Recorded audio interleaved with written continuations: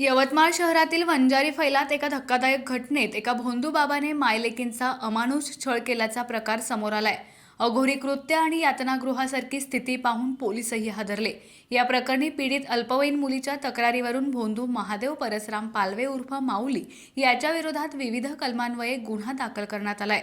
पोलिसांनी दिलेल्या माहितीनुसार महादेवने नीतू जयस्वाल या महिलेला दृष्टात्माचा प्रभाव असल्याचं सांगून आपल्या घरी आणलं।